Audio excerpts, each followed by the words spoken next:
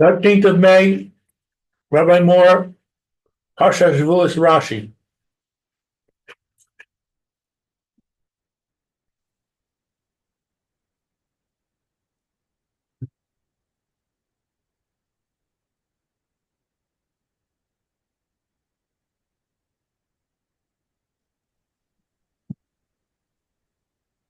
Hey,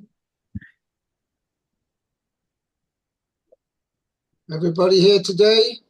Yep. Yep, I'm here. Good. Okay. Let's go. Parsha Emor.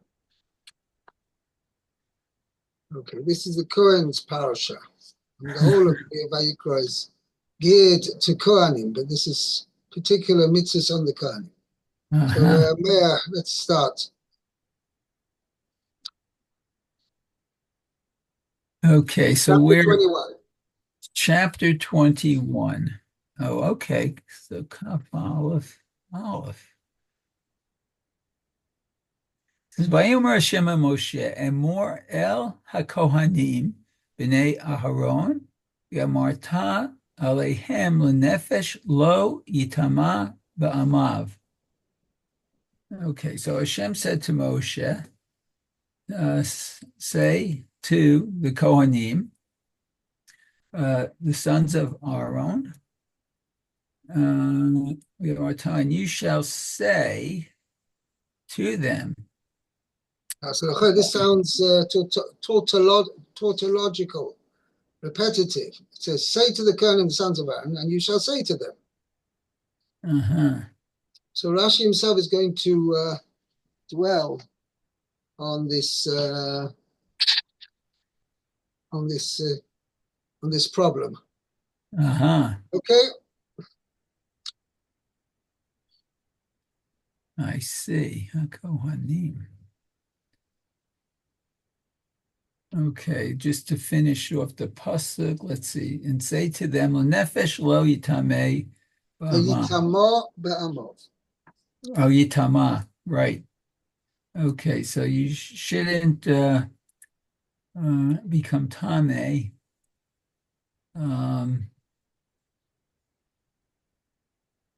By a person among his people, He mustn't make himself Tommy for a soul. That's literally translated for a soul. Ba'amov, when he's among his people. Oh, so that's literally a soul. He's died. Okay. Right. Okay. Very interesting. Good. So Emor el HaKohanim. It says, say to the Kohanim, Emor v'amarta. Say, followed by you shall say. Lahazhir gedolim al hakatanim. Okay, so that's to Lahazhir. Is that to enlighten the elders? Oh, it's interesting you say enlighten. But there's some Ulam shot that. But normally Pashas means to warn. Oh, to warn the adults with regard to the children. Okay, to warn the adults. And the Sifsei Chachamim explains it for B'Shem the Mizrahi as follows. In other words, Hashem said to Moshe, Emor Lakem, you say to the Kohanim, the sons of Aaron, what should you say that they should say to their children? Meaning, this is the words you should say to the Kohanim are, you shall say to them. Meaning, you Kohanim shall say to them, your children. Right. So that's the. So it's interesting that a Kohen child is also forbidden to make allow himself to become Tomei. Obviously, his father is obligated to make sure that the child doesn't become Tomei. And I don't know if you're familiar. I mean, obviously, your son's a Kohen as well, no? So anytime one of your grandchildren is born, if it's a boy, right, he's got to get out of the hospital ASAP. That's right. Because since he's a Kohen, he's not allowed to your son is not allowed to have any of his children become Tomei unnecessarily, and be there for any extra time, unnecessary extra time. Okay, let's see the Okay. Rashi here. So the next Rashi Next says, Rashi, yeah. B'nai Aharon, the sons of Aharon, Yachol Chalalim. Okay, so one is able. Yochel, I might think. Oh, I might think about the Chalalim. Those Includes, are, I might think that includes, it says the sons of Aaron. So any son, Yochel Chalalim, I might think it also includes disqualified Kohanim. Talmud Loima, no, Kohanim b'nei Aaron. So there has to be two qualifications. They have to be the descendants of Aaron, and they have to be bona fide Kohanim.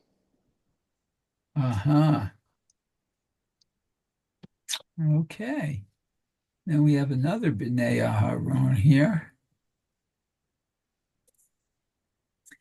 And it says, Af Ba'alei Muzmin B'mashma. Mumin. Oh, Mumin, the blemished. Oh. Yeah.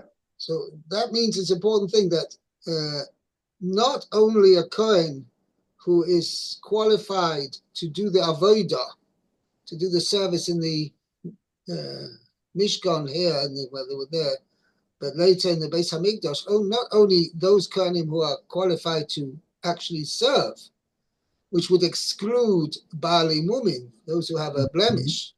So the Pasuk's telling you, no, even Kohanim who have a blemish are also forbidden to make themselves Tomei. Oops. Hello? We lost Mayor. I know, he just disappeared. Yeah, I was watching. He leaned forward and touched something. I think he might have touched something by mistake. Okay. He'll probably be back in a second. I have a question for you while we're waiting for him. It says, B'nai Aaron, B'nai Aaron, B'nai Aaron.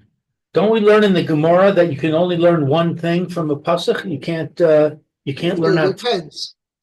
If we were learning from a drosha, which means from the extra word, yeah, or something like that from a thing. So if it's from an extra word or an extra nuance, then you can only learn one thing. Uh-huh. But here it's from the Parsha, from Pshuto Shamikra, meaning it says the words, the sons of Aaron. Sorry about that. My battery went on me. Oh dear. Yeah, so I had to plug myself in and then reboot everything. Okay, so we were at yeah, so Lou is actually in the middle of a good question. Oh, okay, sorry. No, it's all right, don't apologize. Why is it we darshan three things from the words B'nai Aaron? Okay, so he's asking, normally we only have a rule, we only can darshan one drasha, one how do you call it? Not explanation, expounded. I don't know how you call it. Explanation. I'm not sure it's the right word. Sounds good anyway. We can only have one drasha from each word, from any particular word. So I was explaining that here's not necessarily an extra drasha. It's from the Pashat meaning of the words, that the Torah is addressing only B'nai Aaron, and therefore, like in the next one, it says not the B'nai Aaron. And B'nai Aaron is the second one actually, when it says Af Baalei Mumin b'mashma, is Gufa because it didn't just say Kohanim. Says if it just said Emor la Kohanim, okay, then I would have said it's only referring to Kohanim who actually can do the avodah. But the fact it adds in B'nai Aaron, that includes even Baalei Mumin. But in other words, Kilo, we're saying that's what we're including. But B'nai Aaron is also implying an exclusion.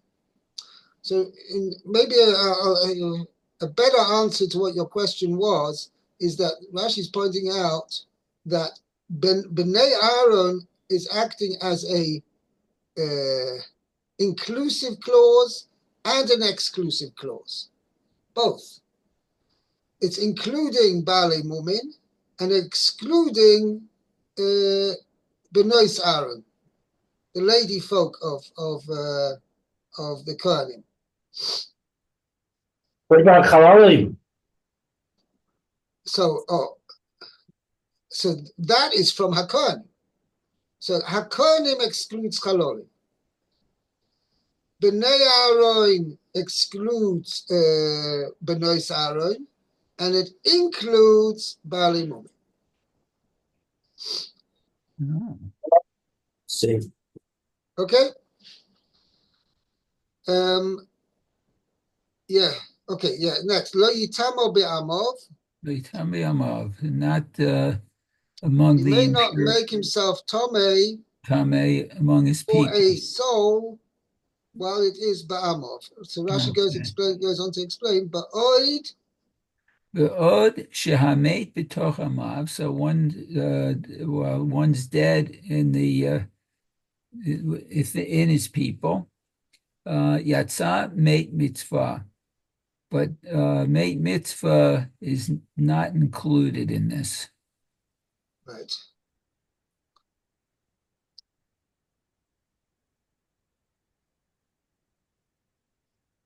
Which means no one else can bury him. Right. That's somebody else means. So that's a rule, by the way, we see all across. Even the Kohen Gadol was not allowed to make himself Tomei to anybody, but for a Meis Mitzvah, he is allowed to make himself Tomei. Not only he's allowed to, he must.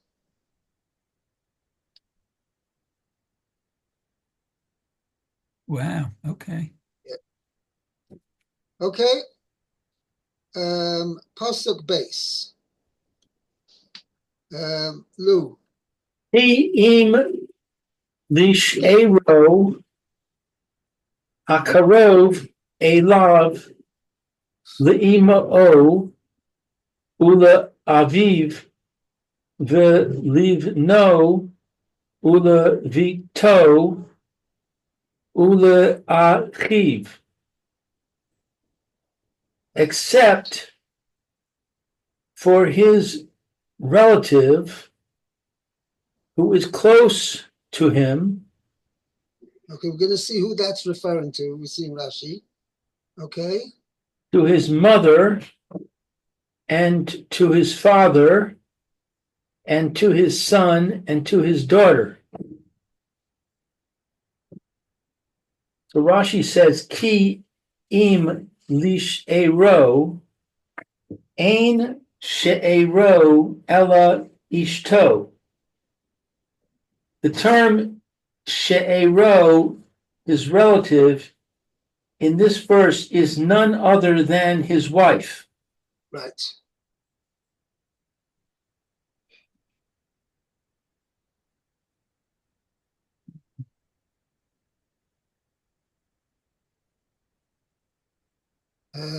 Yeah.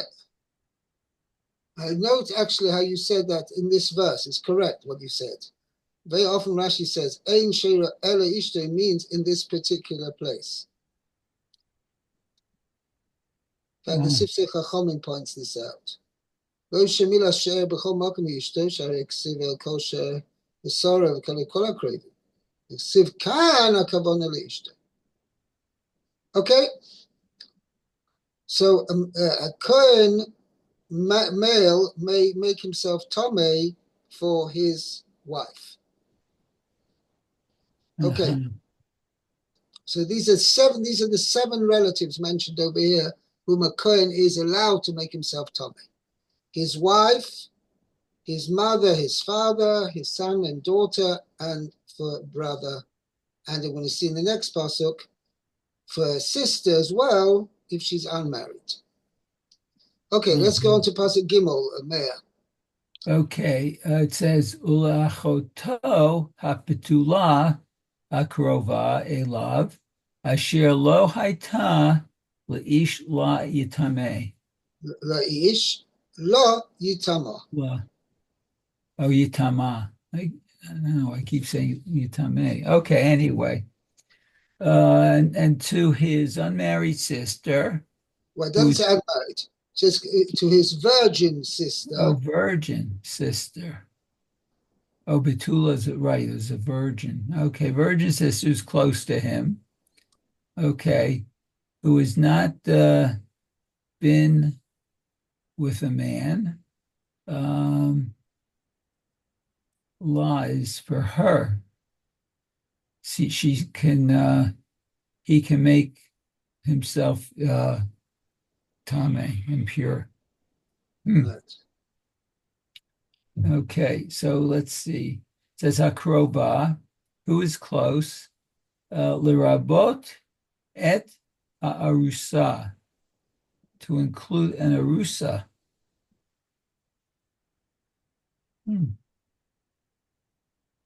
Okay.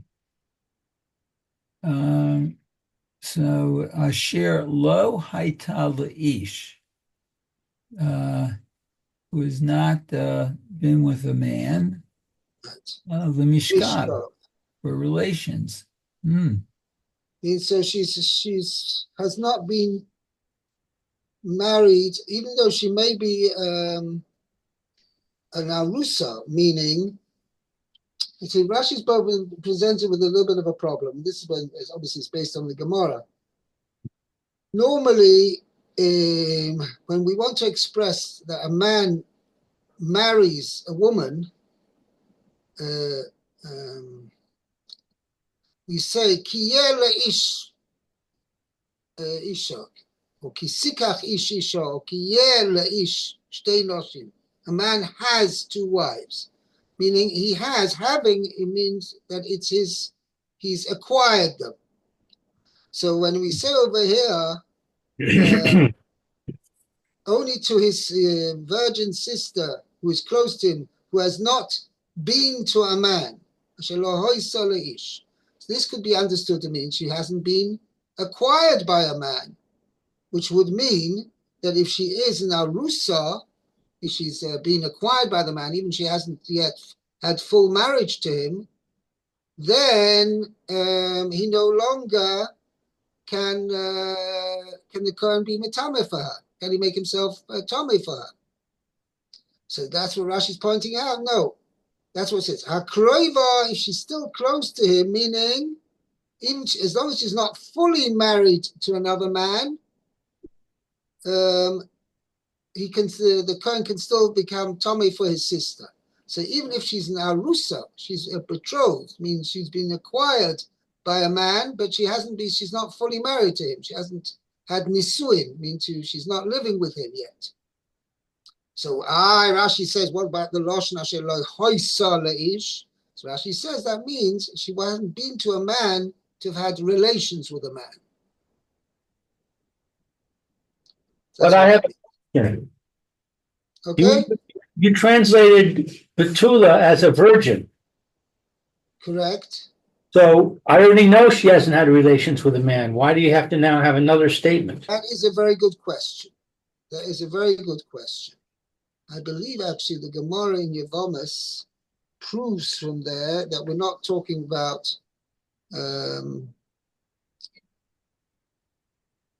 just let me check this up a second. I don't have it here. Just give me 1 second. I'm going to check out the Gemara in Yevomis. It's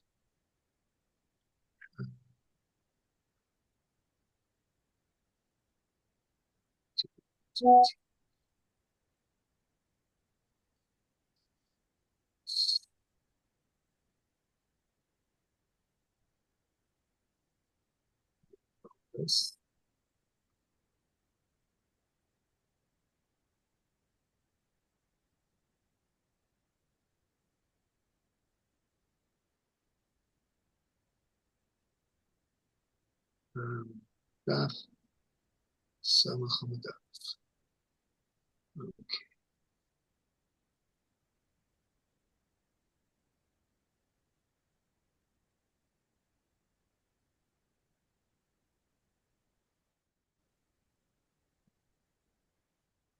2 seconds, please.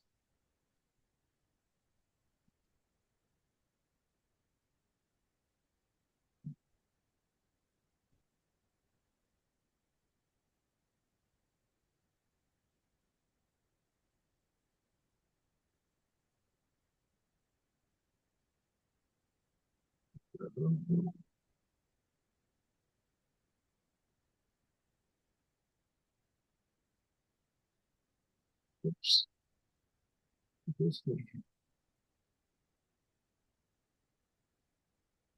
Samach Amud Aleph. Oops. Okay. Oh, it just closed to me.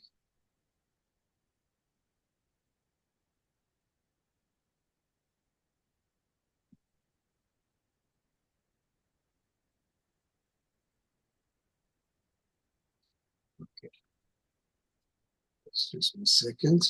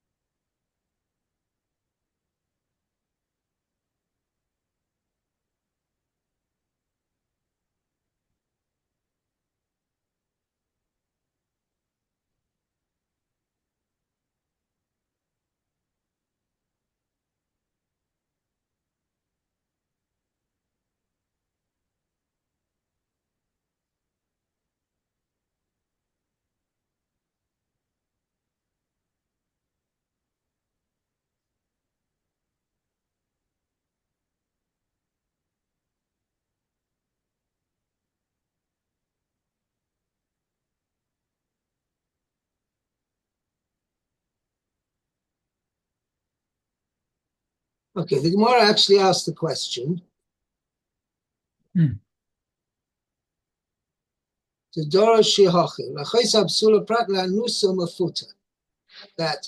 when it says that if his sister, this sister of his, of the Kohen, had been raped, yeah, or seduced by a man, even out of wedlock, he no longer can make himself Tommy for her. Hmm. So that's indeed what the Gemara learns out from here. So she has to be a virgin.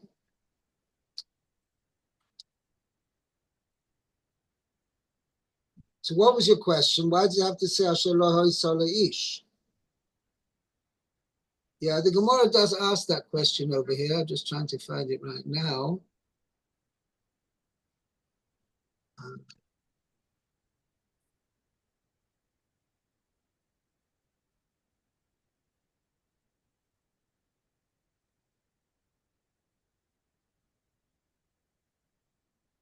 Yeah. The Gemara says that Dafka, if her virginity was lost as a result of marital relations, but if she had, let's say, she was wounded in that place, and as a result of the wound, she lost her, what do you call it? Hymen, right? Her virginity, then she could, the Kohen will still be mitame for her. Stavka, if she lost her virginity through marital relations. Hmm. Okay. Let's continue. Okay. Yeah, Pasuk Dalet. One second. Do we finish the Rashi here? I have a follow-up question. If she's a Betula and she gets injured, let's say she falls off a horse and ruptures the hymen, is she now not a Betula? It depends with what is concerned. As far as her value, as far as Ksub is concerned, yeah, maybe she's not considered, she doesn't have the same value as her Basula. So her Ksuba will be less. As far as halachically, she's still considered really a Basula because she's never had any relations with any man. Right. As we're mentioning over here. Okay, Let's see the Rashis over here. We did the Rashis. One more Rashi has him. Lo yitama. Okay. Loitama. So To her, he can make himself Tomei. impure. It's a mitzvah. Right. Wow. Not just he's permitted to make himself Tomei for his sister, he must. He must. Wow. Okay? Hmm. Let's do the next pasuk. We have time for one more pasuk. Okay. Lo yitama Baal be'amav be'amav leheichalo. A husband among his people should not make himself impure to defile himself. Okay, now this is a very cryptically worded pasuk. Okay. We have to have Rashi to sort ourselves out. Okay? Lo yitama Baal be'amav leheichalo. Lo yitama, he should not make himself impure, leishto besula, for his unfitting wife. Shehu michulal ba, that he profaned her. Not profaned her. He is profaned. That he is profaned through her. Oh, he is profaned through her. Be'odah imo, while she is with him. Meaning she's still married to him. Rashi Rashi now going to explain. So Rashi just now basically explained the words of the pasuk. Now he's going to explain what it means, the meaning of the pasuk. And thus is the simple meaning of the verse. As we're going to say now.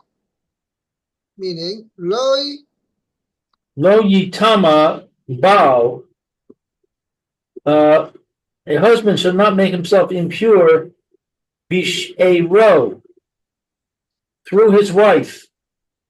Ba'od shehi besoch amav, as long as she is among his people. i.e. Sheyesh la kovrin, that there are those who can bury her. Right. I.e. she'ena meis mitzvah. She's not a meis mitzvah. Oh. Okay? She'er amarti. And what kind of wife are we talking about? Did I say? Ba'oisoi shehu lechei. That wife, that spouse who is there to profane him. Not, I mean, she's not for the purpose of it, but she is profaning him.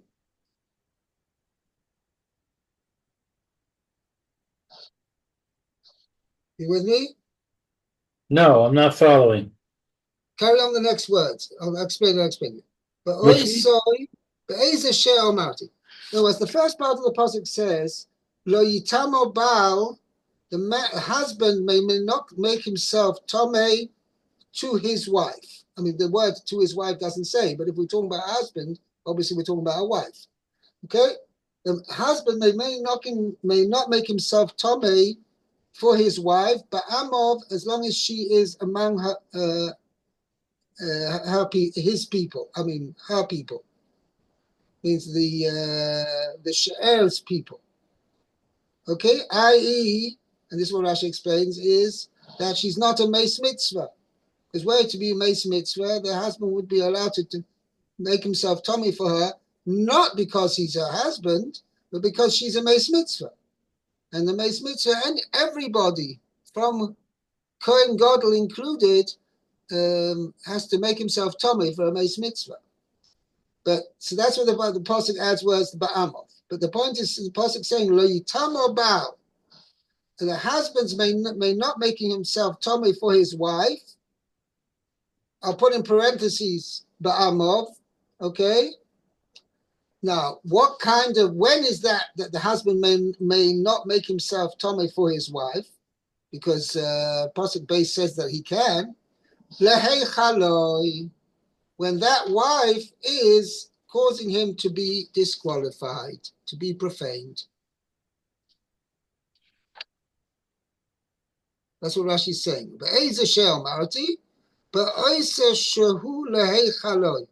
That spouse who's making him profane, i.e., to profane him, to disqualify him from his state of priesthood, status of priesthood. I'm still not following. Can you give an example of Example, he's wife? married to a divorcee. Yeah. A Kohen is not allowed to marry a divorcee. Right. If he does marry a divorcee, she disqualifies him from being a Kohen. As long as he's married to this divorcee, he's not considered a Kohen. He's not allowed to do the avodah. Nowadays, he's not allowed to receive the Kohen aliyah. Any status of being a Kohen, he's disqualified from as long as he's married to a divorcee. Okay. And similarly, even once she's died, so you're going to say, okay, well, she's dead now, so I'm not doing any more Issa because I'm not married to her anymore. No, the Kohen is not allowed to make himself Tomei for such a wife. So if she is not a divorcee and not disqualified in any way, then he can make himself tamei for her? Yes, as stated in Pasuk Base. Kim li sheira akar ve'lov. Uh-huh. He's allowed to make himself Tomei for his she'era, for his spouse. Okay, I get it. Okay? I think we'll stop here and pick up tomorrow, Bezat Hashem, on Pasuk Hey. Hey. Okay? Thank you. Fine. Have a great day, everybody. You too. Have a good day, Rabbi. Bye-bye. Okay. Take care, Luke. You too, Mayor.